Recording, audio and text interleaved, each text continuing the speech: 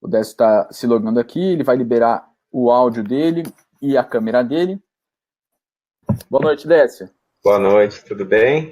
Tudo bem? Décio, estamos aqui com o pessoal, nós já temos mais de 1.600 pessoas aqui nessa sala, mais o Uhum, pessoal que está acompanhando a gente também pelo YouTube.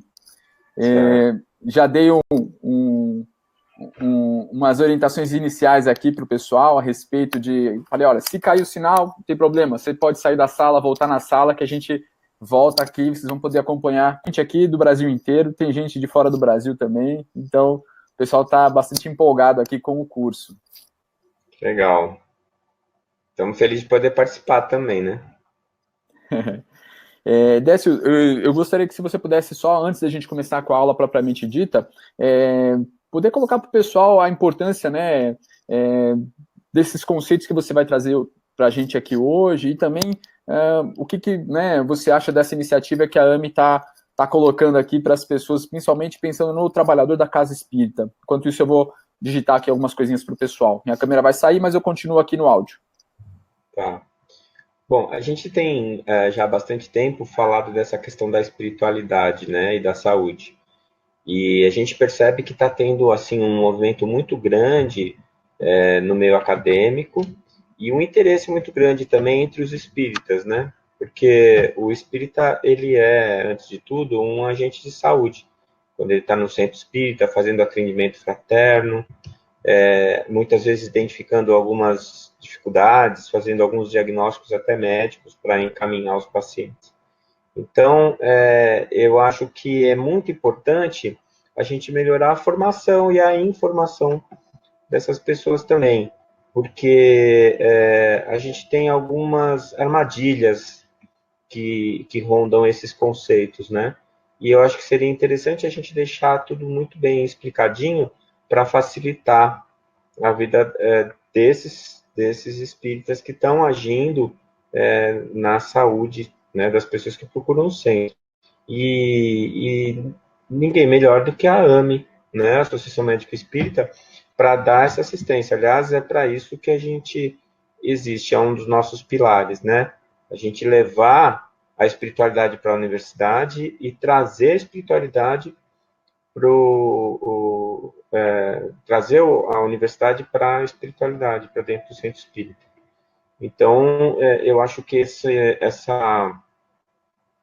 essa ideia da AME São Paulo é fantástica, porque a gente está popularizando, imagina, se a gente fosse fazer um evento desse num ambiente físico, quanto a gente não ia gastar, o tempo que a gente ia perder, deslocamento das pessoas, e de repente nós estamos aqui em mais de 1.000 pessoas e vamos conversar, né? Cada um nas suas casas, confortavelmente colocado, e a gente podendo discutir um assunto tão importante.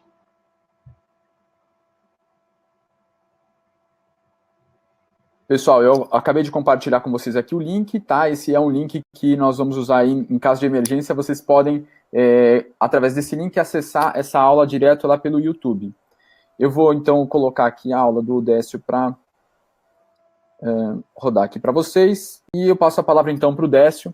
E no final eu volto para passar para vocês o link para vocês já se cadastrarem na plataforma de ensino à distância, que é onde vão estar disponíveis as 15 aulas desse curso. Então, nós já vamos liberar a aula de hoje do Décio, a partir de amanhã ela já vai ficar disponível para vocês, lá na plataforma de ensino à distância, e a partir do dia 10 de setembro, as demais aulas vão começar a ser liberadas uma por semana, tá bom? No final, eu volto para passar o link para vocês. Vou desligar aqui a minha câmera, se precisar de alguma coisa, eu estou aqui ouvindo, tá, Décio? Beleza. Então tá. Bom, a gente vai falar então de espiritualidade e saúde, que aparentemente, né, são duas coisas que todo mundo sabe o que significam, mas é só aparentemente. O que a gente vai discutir um pouquinho é sobre isso. O que é saúde e depois a gente vai discutir o que é espiritualidade, né? A gente acha que sabe o que é saúde, né? Porque todo mundo quer saúde, as pessoas buscam saúde, elas estão procurando isso o tempo inteiro. Hoje em dia a gente tem as pessoas fazendo trabalho bem interessante em termos de alimentação, exercícios físicos, e está todo mundo procurando saúde. Mas, assim, se eu pedir para você definir saúde, o que você vai falar para mim? Ou antes de você falar, o que você vai pensar? Você vai pensar que ser saudável é não estar doente, né? A gente pode dourar um pouco a pílula, a gente pode trazer algumas outras ideias, tentar ampliar o conceito, mas no fundo é o que a gente pensa. Então, a gente já percebe logo de cara que esse binômio saúde-doença é uma coisa muito mal resolvida, né, entre nós, né, entre as pessoas hoje em dia e nós que somos médicos espíritas e os espíritas que trabalham na casa espírita também estão inseridos nesse contexto. Então, a gente precisa realmente pensar nisso, né? Por quê? Porque quando você está buscando saúde e você tem na tua cabeça que saúde é a ausência de doença, você vai exclusivamente para o caminho biomédico, ou seja, você vai se voltar mais para o lado físico, biológico.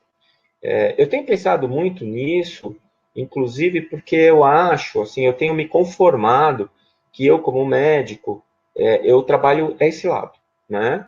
Eu sou formado, eu estudo e eu me desenvolvi, todas as técnicas que eu tenho disponíveis, elas estão relacionadas à cura física, né? E eu acho que isso faz parte, quer dizer, não dá para você ter hoje em dia um profissional que abarque todo o conhecimento da saúde humana, mesmo que seja só biológico. O que eu acho que é muito errado, a gente precisa trabalhar isso, é a gente não saber o que é a saúde. E a gente se conformar com esse conceito de que se não está doente, é saudável, né? E estender isso para outras áreas. Se a gente for colocar a questão da doença mental, que também é um assunto bem pantanoso, muita gente ainda tem as suas dúvidas, né? Tanto que aquela fala clássica, olha, eu fiz um monte de exame, você não tem nada, vai procurar um psicólogo, né? Quer dizer, se não tem nada, vai procurar um psicólogo para quê? Assim, não tem nada biológico, pelo menos não agora, porque a gente sabe pela psicossomática que se você não tratar o transtorno psicológico, emocional agora, ele vai se materializar numa doença física lá na frente. Então, assim, o que é saúde?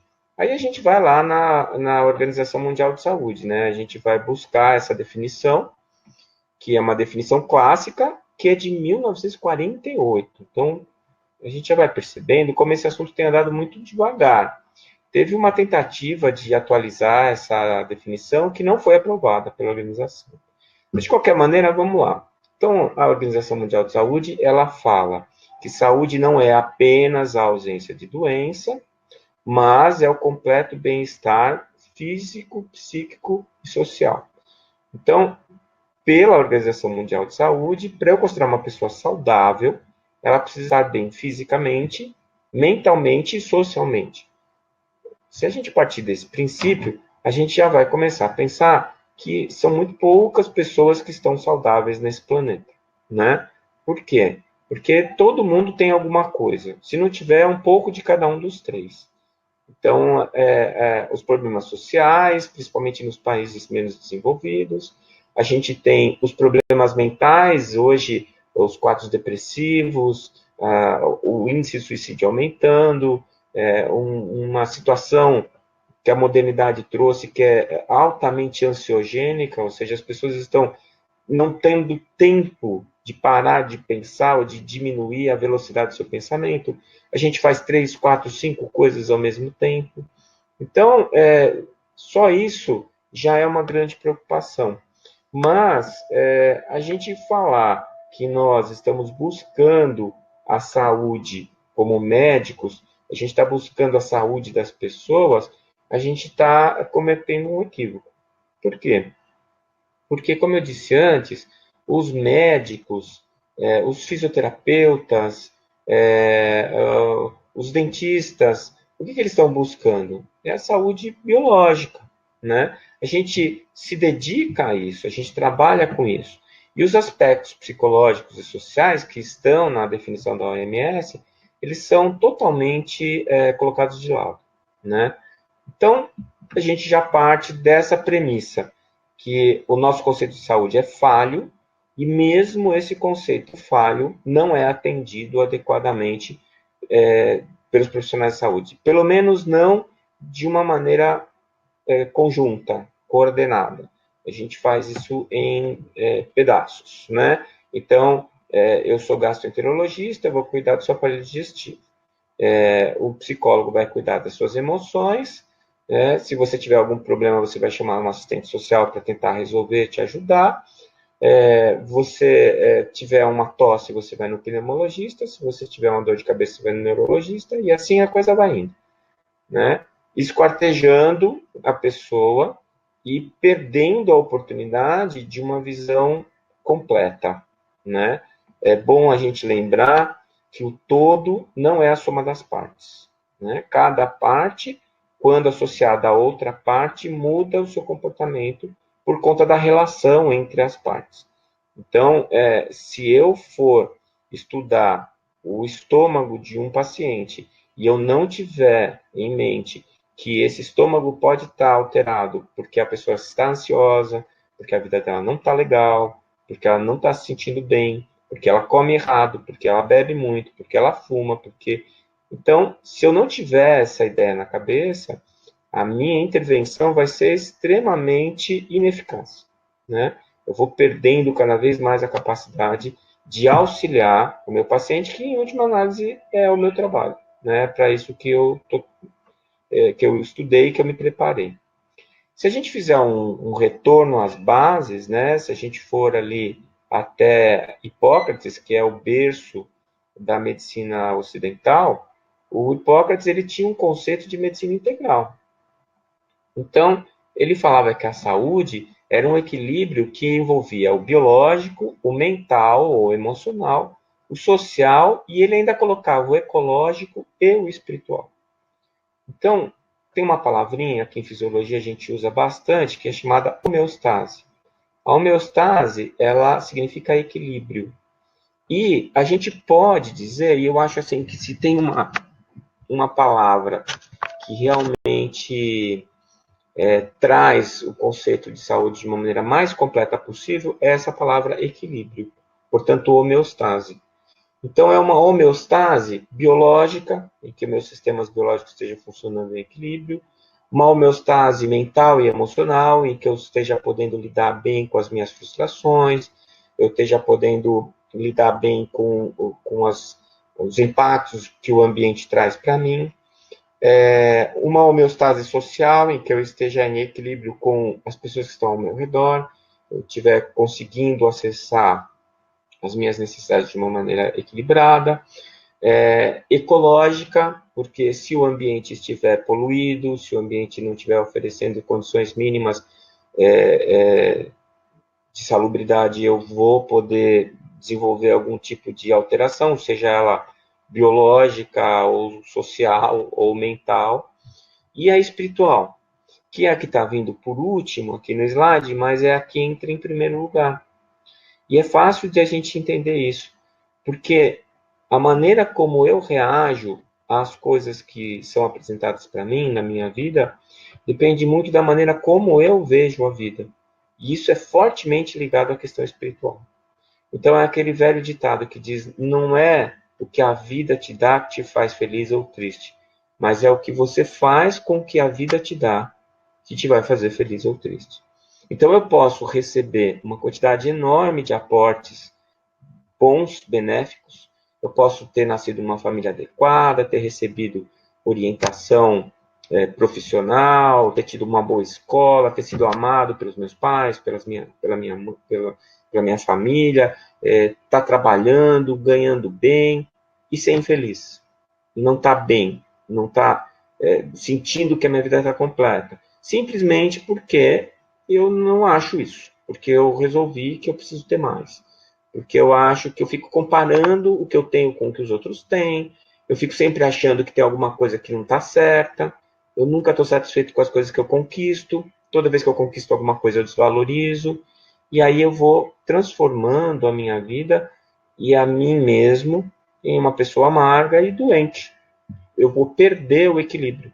E esse equilíbrio que se ausenta socialmente, mentalmente, vai acabar batendo no biológico, né? A psiconeuroimunologia fala bastante sobre isso. Então, a questão espiritual ela é fundamental. Um indivíduo que vê de uma perspectiva diferente a vida dele, mesmo que ele tenha poucas coisas, ele pode se sentir satisfeito com aquilo que ele conquistou. Mesmo que ele ainda tenha muitas dificuldades, ele pode se sentir confortável com as dificuldades que ele está desafiando e com as possibilidades que ele está desenvolvendo. Isso é saúde, né? Isso seria um conceito mais completo de saúde. Então, a gente pode concluir, nessa questão da saúde, que o conceito da Organização Mundial de Saúde está incompleto porque ele não coloca o que Hipócrates colocava, que é a questão ecológica e espiritual. A reforma que foi proposta para esse conceito de saúde, que foi negada, colocava esses dois aspectos.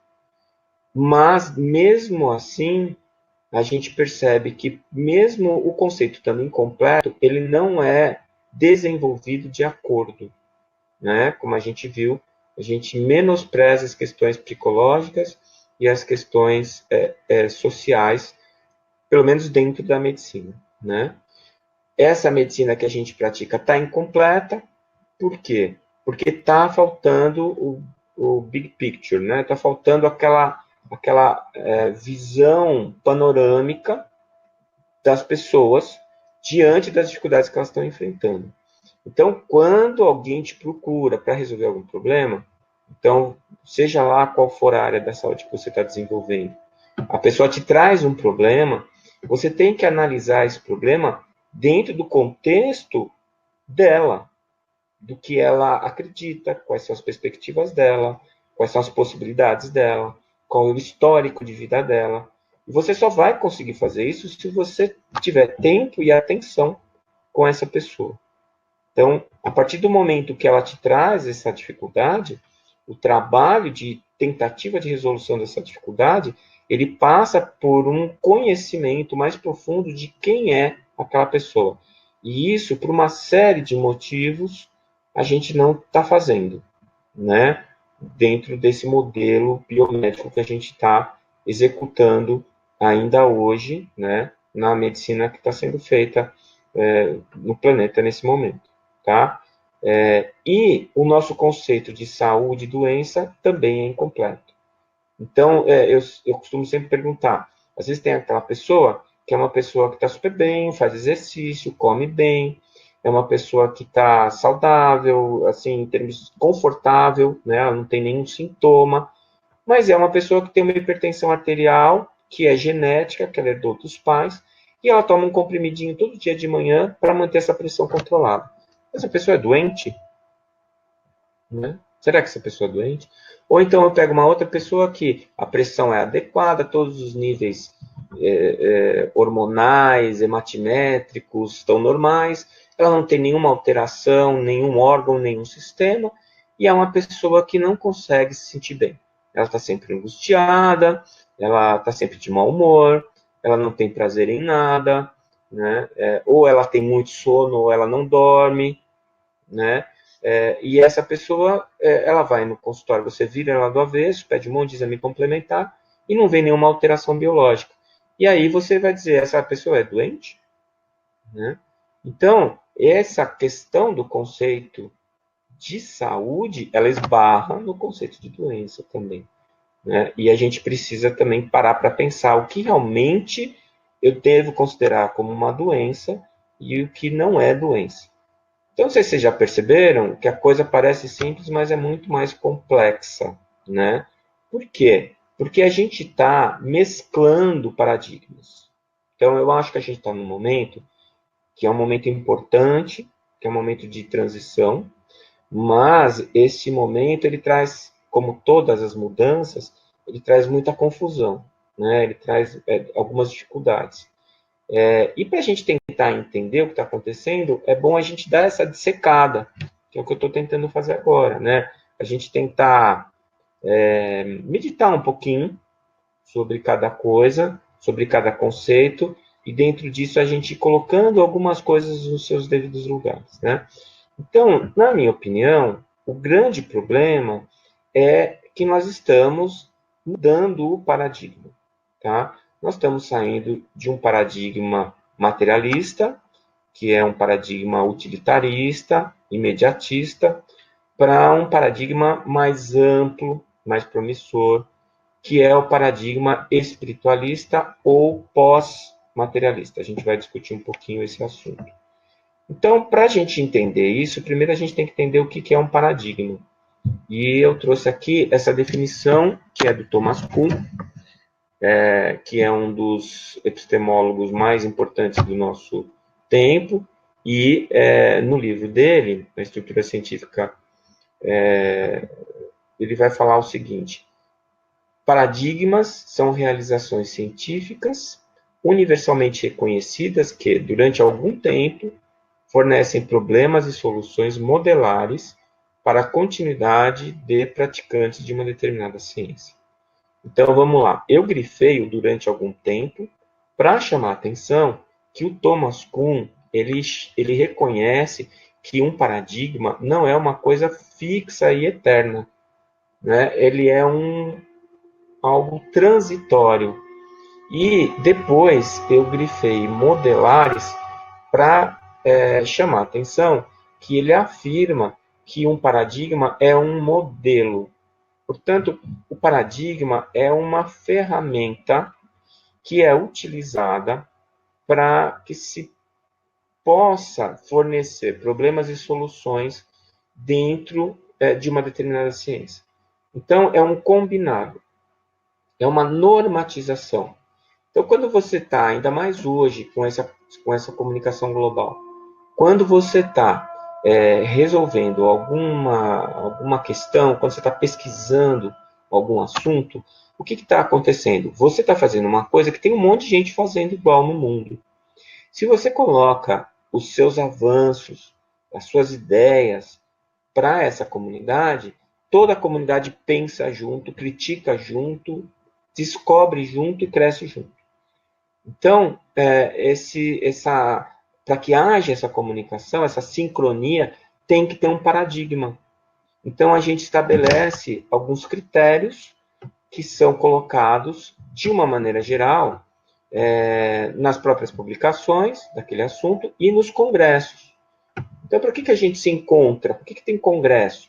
É justamente para a gente estabelecer os paradigmas, para a gente discutir as questões que estão ainda em aberto, para a gente tentar normatizar comportamentos, ideias, né? E o paradigma materialista, ele é um paradigma que foi extremamente importante para o conhecimento humano. Foi através deste paradigma que a gente chegou onde a gente chegou, né? Uma coisa que precisa ficar bem clara, às vezes a gente ouve as pessoas falando assim, não, o paradigma espiritualista vai matar o paradigma materialista. Eu já cheguei a falar desse jeito, inclusive. Até que eu cheguei à conclusão que, assim, o paradigma materialista, ele não rejeita o espírito ou a espiritualidade, ele simplesmente ignora. Então, o que é o paradigma espiritualista? É o seguinte, vamos estudar a matéria, até onde for possível estudar a matéria. Então, o paradigma materialista, ele se ocupa disso. Agora, quem nega o espírito são os cientistas que, desenvolvendo o paradigma materialista, acabam ficando com medo de abordar questões que eles não sabem abordar pelo simples motivo de que eles não se ocupam disso. Então, um cientista que tem uma posição de destaque, que já conquistou um respeito na comunidade científica pelo trabalho dele, e fez esse trabalho baseado nas questões do paradigma materialista, ele não vai abrir mão disso para admitir todo um universo de coisas que ele nunca cogitou. Então, são os cientistas que não acreditam no espírito, não o paradigma. O paradigma materialista estuda a matéria, vai continuar estudando. Eu acho que, apesar da gente estar num momento muito avançado desse paradigma, tem muita coisa para a gente estudar e descobrir ainda, só que já é hora da gente pensar em outras questões, né? É hora da gente começar a pensar em uma nova forma de ver as coisas e de propor problemas e soluções. Então, para o paradigma materialista, a pessoa é reduzida ao seu corpo biológico e o homem é visto como uma máquina. Por quê? Porque é exatamente isso que o paradigma está estudando. Os mecanismos biológicos, bioquímicos, biofísicos e assim por diante. E ele ignora, não se ocupa da transdimensionalidade do ser. Ou seja, quando você começa a falar de aspectos transdimensionais, que é uma coisa que eu tenho me ocupado aí desde 99, eles torcem o nariz porque é uma coisa que não faz parte do dicionário deles, não faz parte da forma de pensar ou de estudar. E isso, para eles, acaba soando como uma coisa anticientífica. Então, muitas vezes, eles agridem, né? Eles reagem ou rejeitam algumas teorias espiritualistas simplesmente porque não são confortáveis para eles, né? E uma coisa que eu tenho dito bastante, eu procuro puxar muito por isso quando eu falo com os meus alunos da Faculdade de Medicina, que é assim, a cura, ela não é atributo do médico, é do paciente. E o paradigma materialista, ele pensa que sim. Então, se eu vejo a pessoa como uma máquina e eu estudei como a máquina funciona, eu posso consertar a máquina, portanto, eu sou o que cura. Eu sou o consertador da máquina. Só que isso pode funcionar para uma máquina de verdade. Se você levar o seu carro quebrado no mecânico, ele conserta o seu carro. Não é você que consertou ele, você só levou o carro para ele consertar. Mas quando você está doente, você vai no médico, você não pode deixar o seu corpo lá para o médico consertar e depois te devolver. Né? Você e o seu corpo estão de uma maneira tão forte integrados que um interage no outro e vice-versa, né? Quer dizer, o que está acontecendo no meu pensamento, na minha mente, interfere no meu corpo, e o que acontece no meu corpo interfere na minha mente. Né? Portanto, a única pessoa que consegue encontrar o equilíbrio que foi perdido é a própria pessoa. Então, o profissional da área da saúde, a tarefa dele é usar o que ele conhece para ajudar a pessoa a reencontrar o equilíbrio dela. Mas quem vai encontrar esse equilíbrio é ela. Tanto que é uma das grandes diferenças que eu vejo entre o médico e o psicólogo, né? Você não pode obrigar uma pessoa a ir num psicólogo. Porque se a pessoa não tiver com vontade de ir, não tiver achando que ela precisa ir, e não tiver disposta a discutir os problemas dela com o psicólogo, ela não vai, porque também não faz sentido. Mas o médico, muitas vezes a pessoa vai contra a vontade dela. Ela vai porque alguém leva, ela vai porque ela perdeu a consciência, ela vai porque o sintoma que ela está sentindo está insuportável e assim por diante.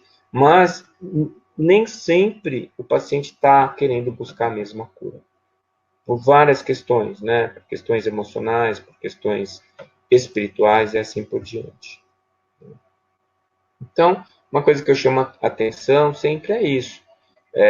Nós mudamos o milênio, fomos para o terceiro milênio, a gente está na ponta dos cascos, né, com a tecnologia, e o que trouxe mais impacto para a nossa sociedade foram as respostas que a ciência não deu e as descobertas que ela não fez. Ou seja, nós terminamos o projeto Genoma, a gente teve a década do cérebro, a gente estudou, aprendeu muito sobre o cérebro, aprendeu muito sobre os genes, aprendeu muito sobre biologia, sobre histologia, e a gente continua sem saber o que é vida, a gente continua sem saber definir o que é mente, a gente continua tentando esconder o óbvio, que é a necessidade da gente admitir a existência de um princípio inteligente, que não é físico, né? Que seria a mente, ou eu, ou a psique, ou seja lá o nome que a gente quiser dar. Então, o fato da gente ter passado o milênio sem essa percepção é muito significativo de que o nosso paradigma está esgotado. Ou seja, a gente está precisando de uma opção. A gente está precisando de alguma nova maneira de abordar essas questões, porque elas não foram respondidas a despeito do nosso esforço e do nosso conhecimento. Então, eu trouxe aqui esse artigo que ele foi publicado na Explore em 2014, em setembro, outubro de 2014, que foi assinado por vários cientistas, como Mário Borregar, que é autor daquele livro Cérebro Espiritual fantástico, o Gary Schwartz, da Universidade da Califórnia, a Lisa Miller, Larry Dorsey, o Alexander Moreira Almeida, que é brasileiro, psiquiatra lá de Juiz de Fora, a Mergen Schlitz, o Rupert Sheldrake, o Charles Tart, que esses caras, que são cientistas muito importantes, que têm publicado muito, publicaram esse manifesto pós-materialista, dizendo exatamente isso. Nós estamos precisando de um novo paradigma. Para não dizer que o paradigma é espiritualista, né, para não criar anticorpos por conta da linguagem, para não mistificar, e a gente vai falar agora um pouquinho sobre isso, eles colocaram o nome de pós-materialista no paradigma espiritualista, que seria um paradigma voltado para o ser humano, vendo ele de uma maneira mais integral, mais do que seu corpo biológico, introduzindo as questões filosóficas e morais como fator de saúde e doença. E aqui eu chamo a atenção para uma coisa muito interessante, que é justamente isso que Hipócrates fazia. Por que a escola de Cos se destacou na Grécia naquela época? Tinha um monte de escolas de medicina. Por que a de Hipócrates se destacou? Porque ele e Sócrates incluíam a filosofia na medicina. Então, o paradigma espiritualista, ele solicita isso, né? Ele pede isso para complementar a arte, né? A ciência médica. O foco central da atenção não é a pessoa e não a doença. Então, isso é uma outra coisa bastante evidente. A gente trata a gastrite em vez de tratar o seu João. A gente trata o infarto em vez de tratar a Dona Maria. A gente trata o câncer de estômago em vez de tratar o seu Pedro e assim por diante. A gente troca a identidade da pessoa pela doença, né? Com exceção do alcoolismo, né? O alcoolismo é assim: você tem câncer, você tem pneumonia, você é alcoólatra. Então, o alcoolismo e a drogadição é a única doença em que a gente troca, né? A pessoa, ela incorpora a identidade da doença, em vez da doença trocar a identidade dela, né? E reformula o conceito de cura, como a gente já falou, né? Se a gente está mudando o conceito de doença, a gente muda também o conceito de cura. E, nesse caso, muitas vezes a doença biológica pode trazer uma nova visão para o indivíduo que faça com que ele entre em equilíbrio. Portanto, a doença biológica vai ser a cura dele, né? Isso é uma coisa importante. E desenvolvendo uma visão integral. Desfragmentar o doente, né? A gente não vai mais ver por pedaços, a gente tem que ver a pessoa como um todo. Tratar o doente não a doença, valorizando os aspectos morais e espirituais, tá? Muito bem. Agora, essa questão da espiritualização, ela passa também por outros conceitos. Então, espiritualizar-se é aceitar essa noção intrínseca da transcendência, como nós somos espíritos, isso é uma coisa meio natural. Afastar os dogmas religiosos, porque eles são empecilhos sempre no desenvolvimento do conhecimento humano. Racionalizar a fé, então a fé, pelo próprio dicionário, é convicção íntima, e a convicção íntima é aquilo que eu acredito por experiência e por conhecimento, e unir a ciência e a espiritualidade, que é o que a gente está fazendo, a gente está tentando fazer, né? E terminar com essa noção de que seriam paradoxos, uma formação técnica como a humanística, ou é uma ou é outra, não, as duas juntas. Tecnologia e humanização, para que serve a tecnologia se não for para trazer conforto e bem-estar para o ser humano? Ciência e espiritualidade, ciência é conhecimento, e a espiritualidade é parte disso. Então, eles são complementares e não excludentes, né? E esse novo paradigma precisa de uma nova definição de saúde. Essa definição da OMS é incompleta e não é executada, e ela também não traz a dimensão que a gente quer. Portanto, a gente vai usar essa definição. Saúde e a perfeita harmonia da alma, né? É uma definição de Emmanuel, né? É uma definição psicografada por Chico, e eu acho que ela fecha essa ideia, esse pensamento, de uma forma bastante segura, bastante forte. Então, esse binômio fica assim, né? O materialista conceito biomédico e a despeito da OMS de 1948, a gente não está fazendo esse conceito de maneira completa, e o conceito espiritualista, a perfeita harmonia da alma, e o biológico é uma parte do todo. Bom, quem é saudável, quem é doente, nós já discutimos, né? Quer dizer, a questão de ter uma doença biológica ou não, muitas vezes não define uma pessoa como saudável ou como doente. E o que é espiritualidade? O problema da espiritualidade é que as pessoas não conseguem divorciar espiritualidade de religião. E mesmo na nomenclatura científica, eu percebo algumas dificuldades, né? Então, muitas vezes, você percebe que o autor está usando a palavra religiosidade e está falando de espiritualidade. Muitas vezes ele está falando de religião e está falando de espiritualidade.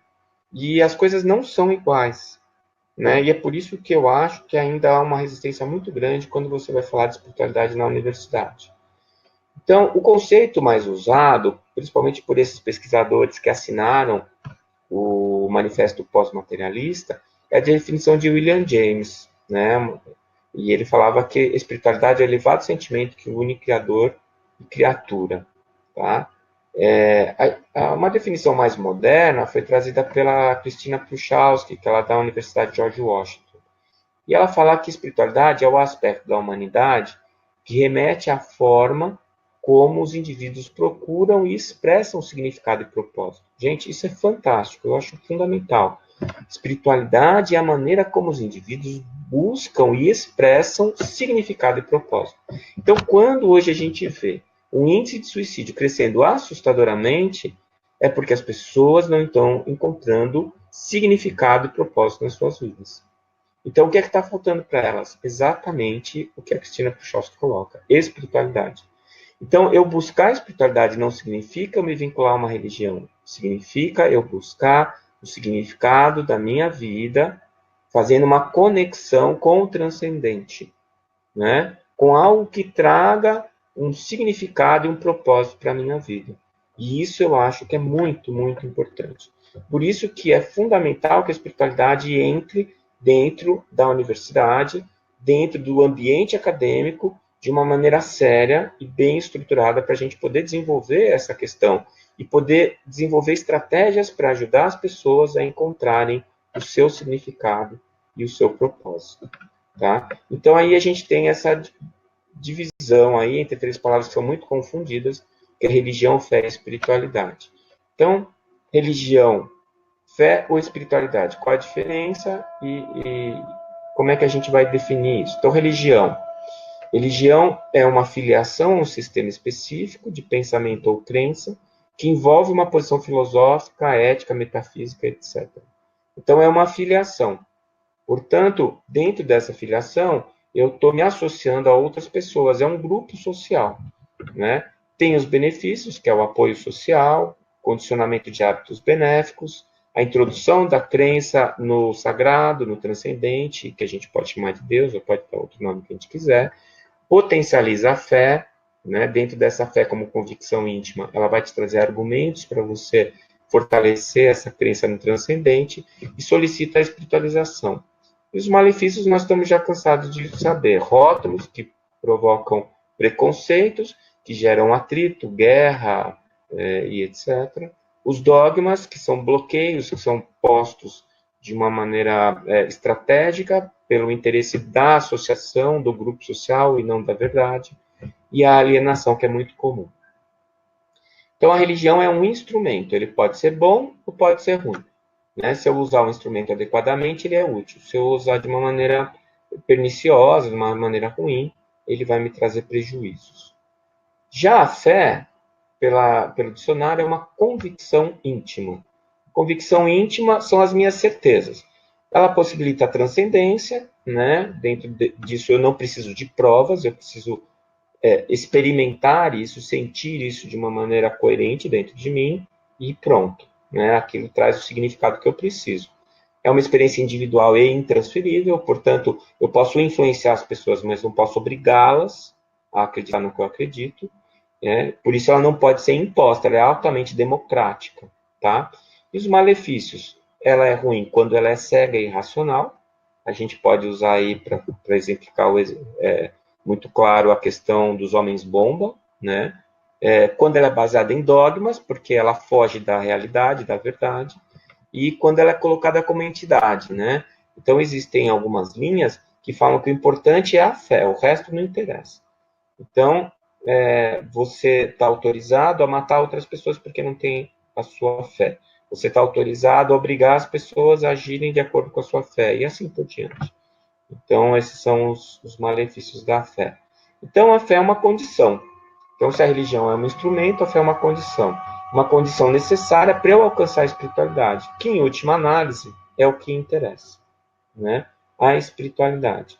Se a gente for buscar no dicionário, espiritualidade está escrito qualidade ou caráter de espiritual. E o que é espiritual?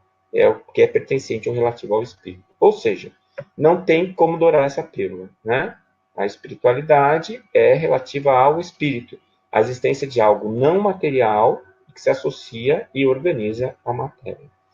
A espiritualidade gera a capacidade de transcender e gera a resiliência. A resiliência é a nossa capacidade de aceitar o que nos acontece. Transforma o ser, dá significância à vida e ao sofrimento, também é resiliência, gera coping e é intrínseca do ser humano. Então, eu vou explicar o que é resiliência e o que é coping com esse exemplo. Bate o vento, o bambu verga. O bambu verga, quando ele verga, ele está sendo resiliente. Se ele não fosse resiliente, oferecesse resistência ao vento, quando o vento fosse maior que a sua resistência, ele ia quebrar. E depois que ele quebrou, ele está quebrado, ele não volta à posição inicial. Em compensação, como ele é resiliente, em vez dele quebrar, em vez de ele oferecer resistência, ele verga. E quando ele verga, ele ganha uma energia potencial. Quando o vento diminui, né, ele usa essa energia potencial para voltar à posição inicial. Esse é o coping. Mesma coisa uma mola. Quando eu aperto a mola, eu estou pressionando a mola aceita a pressão. Ao mesmo tempo que ela aceita a pressão, que é a resiliência, ela está acumulando energia. E quando eu paro de fazer pressão, ela volta à posição original, é o coping. Então, a espiritualidade, ela gera resiliência e gera coping. É aquilo que eu falei no início, né? Não é o que a vida te dá, é o que você faz com o que a vida te dá. E isso daí é fundamental, e a espiritualidade é uma ferramenta, é uma necessidade, né? Uma ferramenta fundamental para a gente encontrar o bem-estar e o equilíbrio. Então, essa espiritualidade precisa ser construída por cada um de nós. A nossa vivência, a nossa experiência diária, os nossos estudos, os nossos pensamentos, as nossas reflexões íntimas é que vão gerar essa espiritualidade. Como eu disse, ela é absolutamente democrática. Então, no final, a gente pode colocar assim: a religião sou eu com os outros, é uma ferramenta. A fé sou eu comigo mesmo, é a minha condição atual. E a espiritualidade sou eu com Deus. Eu e a transcendência, aquilo que eu estou buscando para o meu equilíbrio e o meu desenvolvimento. Tá? Alguns efeitos práticos disso, né? O que a gente já tem é que você é que é o operário da tua saúde. Por isso que a gente fala que quem se cura é o paciente. Porque ele é o responsável pela harmonia da alma dele. Essa busca de harmonia, você pode ajudar a pessoa a buscar essa harmonia. Mas quem vai encontrar ou não é ela, né? E Madre Teresa já falava isso, né? Sempre foi entre você e Deus, nunca entre você e os outros. Por isso que mesmo que a tua religião te atenda, mesmo que ela seja uma ferramenta útil, ela não tem valor, ela não tem nenhum tipo de, de eficácia se ela não te trouxer, no final das contas, para essa transcendência, para essa capacidade de discutir entre você, sua consciência e Deus, essa transcendência, né, sobre o que é realmente importante para você, né? Então, essa relação entre saúde e espiritualidade, ela é percebida com várias pesquisas. Aqui eu trouxe algumas delas, o Dr. Harold Kenny mostrando o índice de pesquisas que estão sendo feitas em religiosidade e espiritualidade.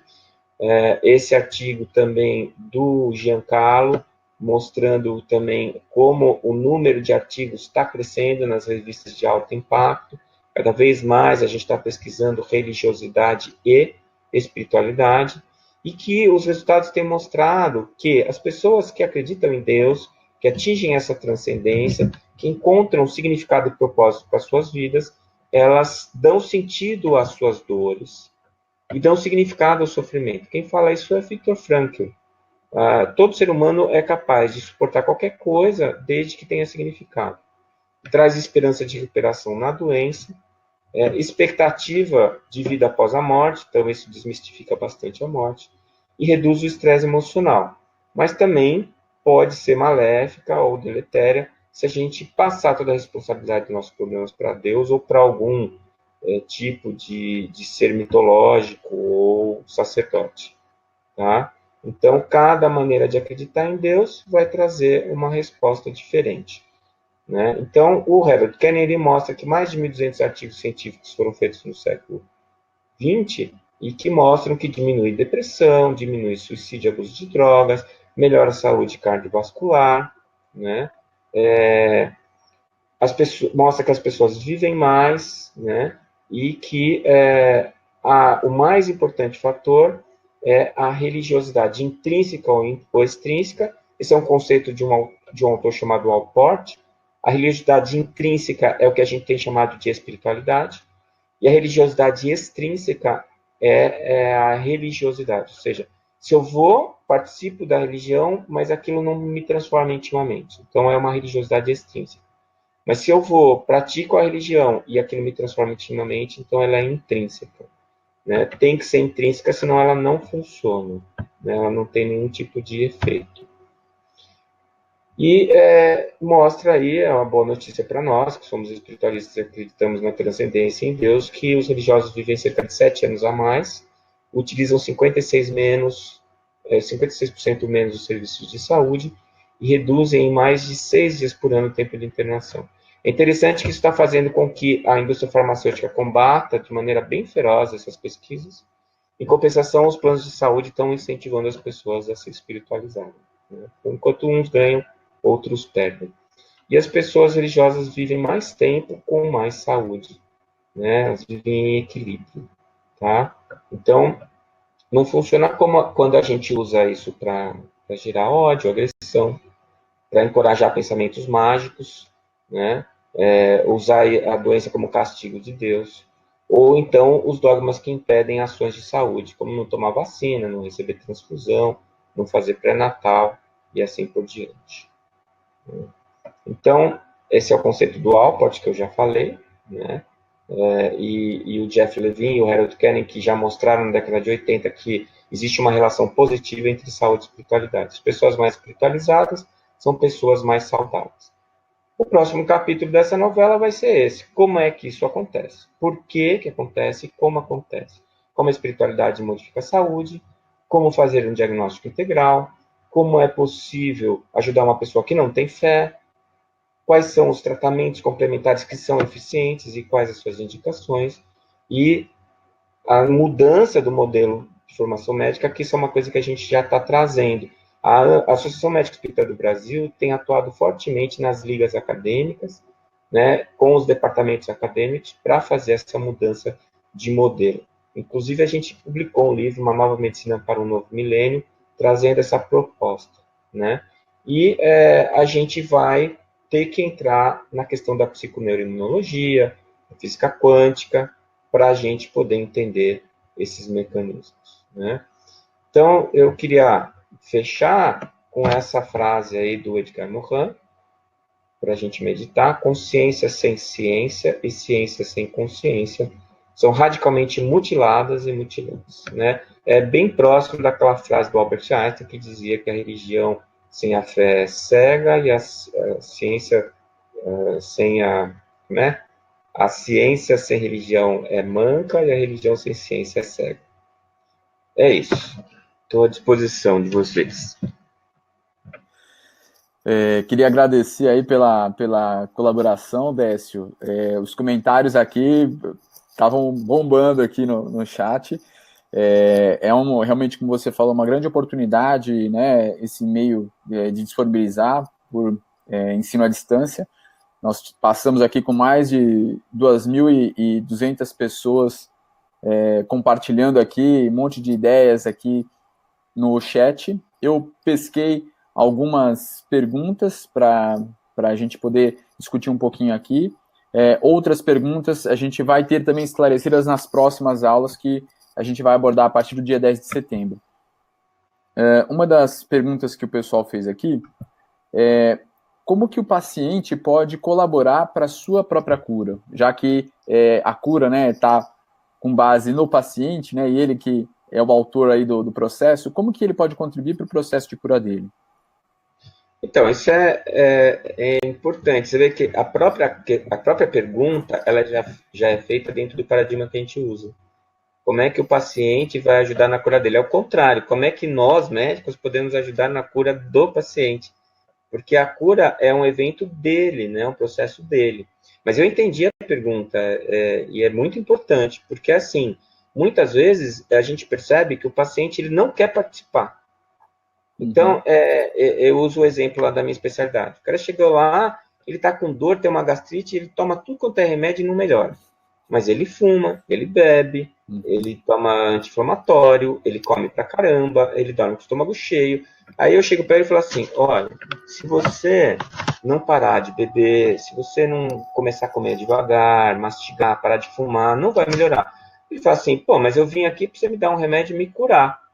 Quer dizer, ele quer terceirizar a responsabilidade dele. Então, essa eu acho que é a parte mais difícil, é você conscientizar o paciente de que você está lá para dar uma mão para ele, para ajudar ele, mas que não é você que vai fazer aquilo acontecer, é ele.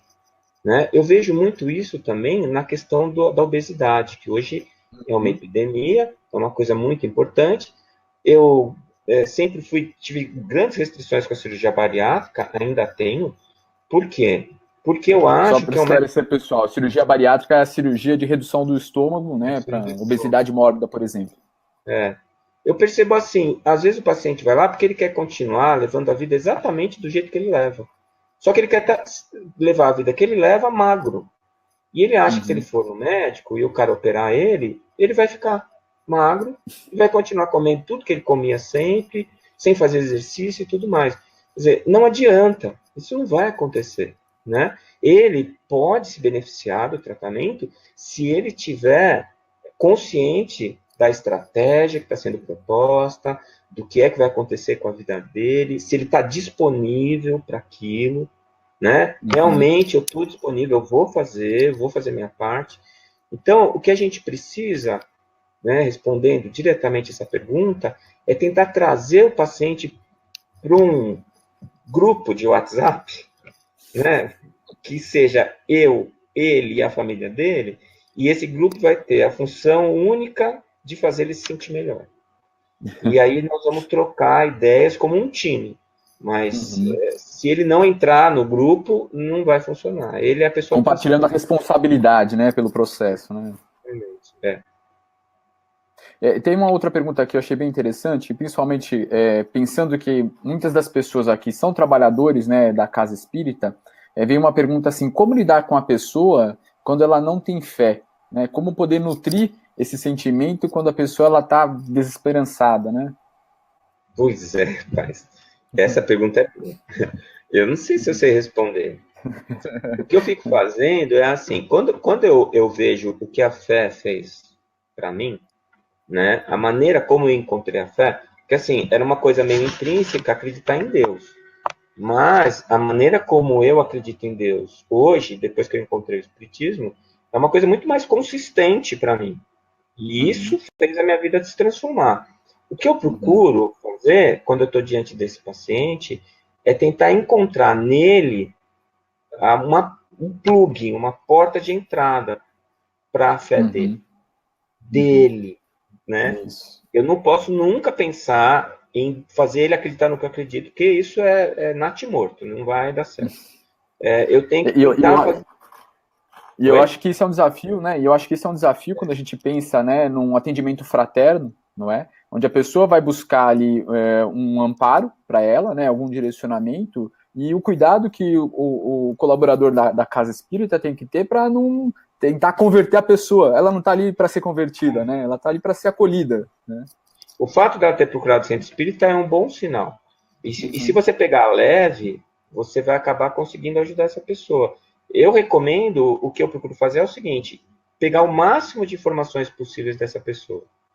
A maneira como ela sente, o que ela pensa, o que ela não gosta, as coisas que ela tem raiva, antes de eu propor alguma coisa, entende? Porque às vezes você vai propor uma coisa que é justamente aquilo que a pessoa odeia, ou que ela tem um trauma, ou que aconteceu alguma experiência ruim com ela. Então, ouve ela primeiro, ouve, deixa ela falar. E presta atenção no que ela está falando, não só nas palavras, mas na maneira como ela está se comportando. A gente chama isso de linguagem analógica.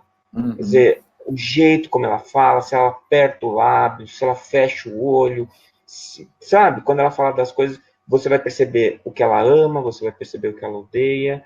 E aí, com isso, você vai encontrar dentro do repertório espírita, que é maravilhoso, você vai encontrar alguma coisa que vai ajudar essa pessoa.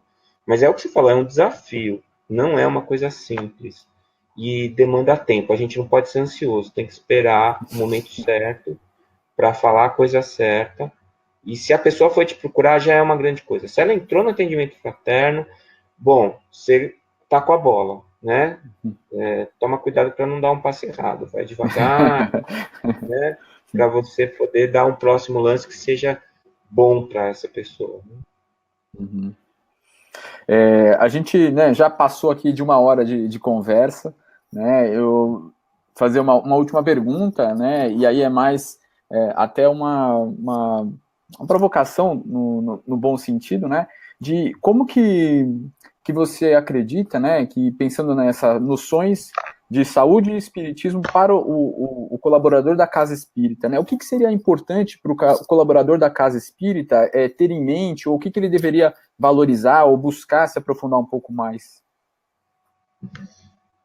Em termos dessa questão da saúde e espiritualidade, eu acho que, assim, uma coisa que eu fico pensando às vezes, eu já recebi muito paciente encaminhado do centro espírita.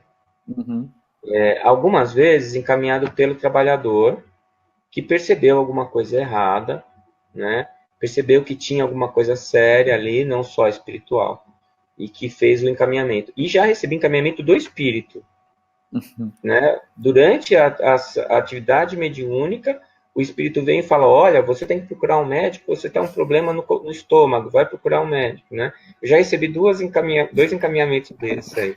E os dois estavam certos, sabe? Um negócio. Mas o que eu acho, assim, que eu procuro ter na minha cabeça, eu acho que seria útil para todo trabalhador da casa espírita, é assim, uma frase de André Luiz: nada, nós estamos encarnados, portanto, nada é totalmente espiritual, nem nada é totalmente físico. Né?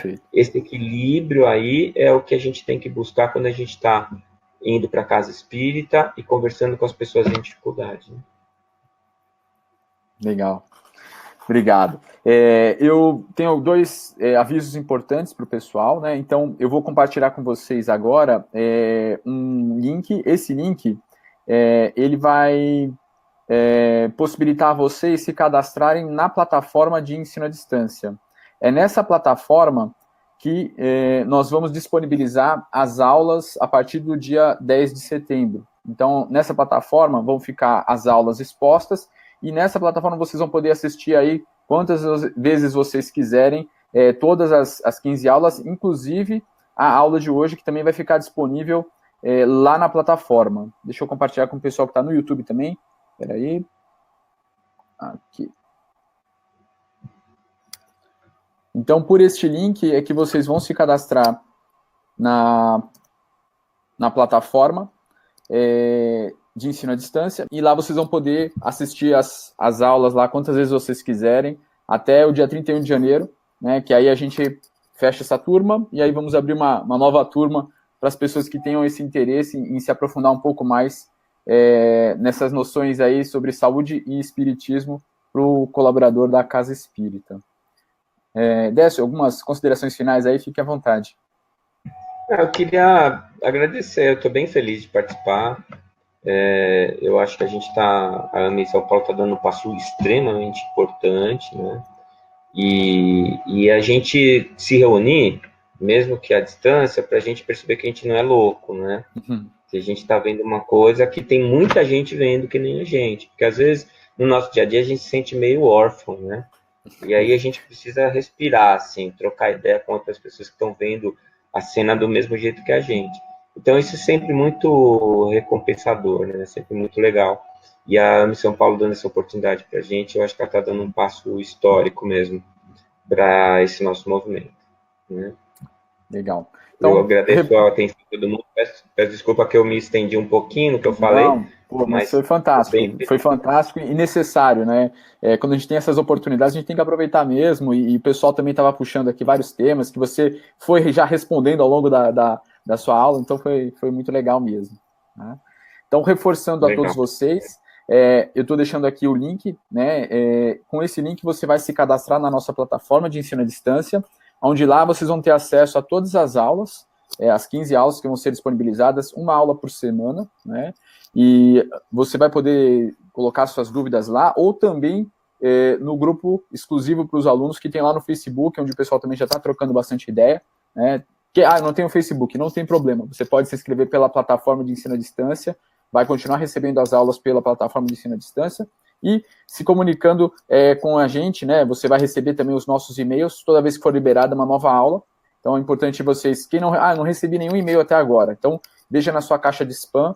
O e-mail é educacão, de educação, né? educacão@amesaopaulo.org.br, tá bom?